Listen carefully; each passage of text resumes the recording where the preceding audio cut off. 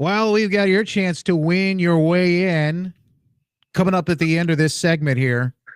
You want to go to the Deltaplex on Friday to see Nigel Farage and folks with Stand Up Michigan and Freedom Works? We got a 4-pack. The tickets are just $15. You can buy them at deltaplex.com, but we've got a Freedom 4-pack coming up at the end of this segment here. So much bad news on a daily basis, or news that just makes you cringe and you're thinking, oh my gosh, what is next? I want to share some good news with you. Joining us right now again, back to talk about some of the advancements, the legal fights, the victories they've had, is Jayme McElvaney, who's with Let Them Play Michigan.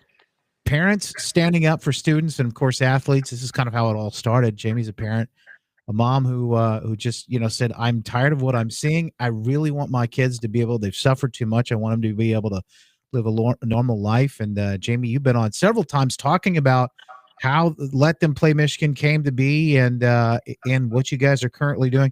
You have some big wins to share. Happy Mother's Day, by the way. Get that out of the way and also say welcome back. We appreciate it. Thank you so much. Thank you for having me. I always enjoy it. Absolutely. So you guys have seen some wins here recently. One of them comes actually with the latest report now that these schools are not going to require students to quarantine, even if they come in close contact with someone who tested positive. And there were a lot of kids that were just getting, just getting hit hard by this because they'd have to, quarantine. I mean, you're 10, 14 days or whatever the schools are making them do at this point. And they would be in school in learning, but then they would have to be right back, kind of forced to go right back home. And I mean, it was just a nightmare because none of it just get quarantined once, but multiple times, some of these kids, because they were in gym class with somebody else or sat in the same room with somebody else. And it just became such a hard time for the parents and the students to deal with. It was such a nightmare. And that's what I have been saying all along from the very beginning, when people kept saying, well, not many people, but when our opposers kept saying, oh, just test and be happy with it. And I would say, you guys don't understand what this is going to bring on. The nightmare of quarantines, thousands of quarantines. And that's what we just proved. We proved spring season has been an absolute nightmare because of exactly what we said. The quarantines are insane. So yes, thousands of kids have been quarantined. I have kids that have been, not personally, but kids that have contacted me that have been quarantined 4, 5, 6 times. So how in the world does that make any sense to anybody? It makes no sense to me, that's for sure. Yeah, so this is a big win, and it comes from legal challenges. Mm-hmm. Literally, this is the last time I think you were one of the attorneys that's representing these cases with Let Them Play was on. Folks, this is how you're gonna have to fight this fight. The only thing they respect is their lawsuits, the legal challenges through the courts, and also lawsuits when it comes to something that they're on the hook for paying out money. But it's working. It is. And we decided once we filed our big lawsuit with the state, the last one, we then filed this new one that got pushed back. So we were frustrated with that. And we said, you know what, between then and now, or between now and when our case goes forward, we have to fight this locally. We just have to go crazy locally. And so our lawyer, Jimmy Thomas, he just started, people would call me, I'd kind of vet them, see if their case was good, and then I'd send them to him, or he'd send people to me because our group is helping fund those. So we just started attacking it locally, and we were winning left and right. We're still winning. And we started off with the 4 wrestlers that kind of made the big bang. Mm-hmm. And all 4 of them won and got to get out of quarantine and go wrestle at their regionals or whichever part they were in at that point. And then we had another lawyer reached out to Jimmy and said, hey, I have 2 more wrestlers that want to go forward right now. Can I have all of your stuff? Wow. So Jimmy just sent them everything, and they won. The 2 of them won. And then there were 3 basketball players that got out of quarantine and were able to play in their regionals. And then we kept moving forward with we had 2 basketball players that got let out of quarantine. No, baseball players.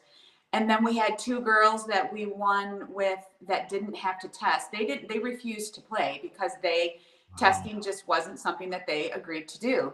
Mm. And we won that one. They were allowed to go play without testing. That one, however, moved forward. That was the emergency injunction we filed. We moved forward with the case, and they ended up losing the testing part of it because they said this judge was amazing. The judge in Sheboygan County was amazing, but he said he just couldn't get there legally, showing that sports was a right rather than a privilege, which obviously none of us agree with that, but that's the law right now, I guess. So they ended up having to test or just quit. And then, but we did win in that case. The big thing that's happening right now is with the quarantines. The health department, the judge told them, you do not have a right to quarantine. You do not have the power to do that. Yeah. And the health department agreed right there in the state case with the state health department and this local Sheboygan one. They both judges said local health departments do not have the authority unless they have a court-ordered public health order, which very few do. So if your local health department is telling you they have the authority, they are lying to you. And if your school tells you that they are forced to obey their local health department, they're also lying to you. Or no, they may be misinformed. But we're informing people that that's not true. They don't have to abide by it. Yeah, there's so much misinformation. Even these the new laws, or the newest way the governor is leaning on the epidemic orders from the Michigan Department of Health and Human Services. I'm looking into this, and I'm not an attorney. I'm just a guy who talks on the radio, Jayme. But I would think that we'd have to show some sort of threshold of epidemic that we're in for these things to be enforceable. And I'm not sure exactly how these get challenged and eventually how they get reversed. I know this is going to have to go through the court before the governor's never given up the power. No. It's just not going to happen until we take it back. It literally is going to she's going to have to be voted out, or there's have to be enough political pressure that is put on her because this is an upcoming election year in 2022. And there's one thing she doesn't want. That's regular folks like Jayme and the rest of the mama bears there at Let Them Play Michigan getting involved in politics, because normally folks like you, Jayme, you're not into, but now that this affects your kids, you're standing up and you're fighting back, and people are saying, I've had enough of this. And so those are the ways, through the courts, maybe through an election, or in this case, because of the politics involved with this, it's time to say enough is enough. And I will tell you, these epidemic orders, I look at it, I'm trying to figure out, well, we're not really technically in an epidemic when it comes to the threshold of deaths. We're not there. We've been out of it for quite some time now. I think folks know the risks. We have vaccines out there. The most vulnerable have been given access. Now everybody has access. It's time to move forward. I think a lot of people are saying, not just in when it comes to the economy, but especially when it comes to these kids who've had to suffer so much through the last year. Right. Exactly. And the thing with normal people stepping in now is because we finally realize, it's like, okay, you mess with our businesses. We sat there and took it. You mess with our ability to go out and eat. We took it. You mess with our, there's so many things that we just sat back and took it. But when you start messing with our kids is when we were like, absolutely not. And so the fight just keeps getting bigger on our kids. And that's when she's making the mistake of attacking people's kids, because that's not going to just sit by. We're not just going to sit by and take it. And so if we have to fight it in court, the problem with the emergency orders, that's what our big case right now that's still in the court system. It's still going forward, and we're still fighting it.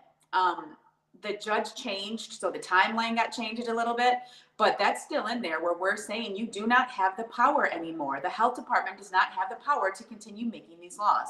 So hopefully we're successful on that one. And the thing is there's other organizations moving forward to prove that we are not in an emergency anymore.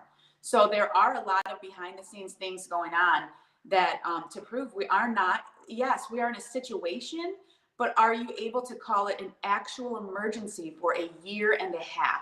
I can't imagine that that's true, The way I understand it, and again, who am I, but I would understand an emergency as a situation that is emerging. Right. This has not been emerging for quite a long time now.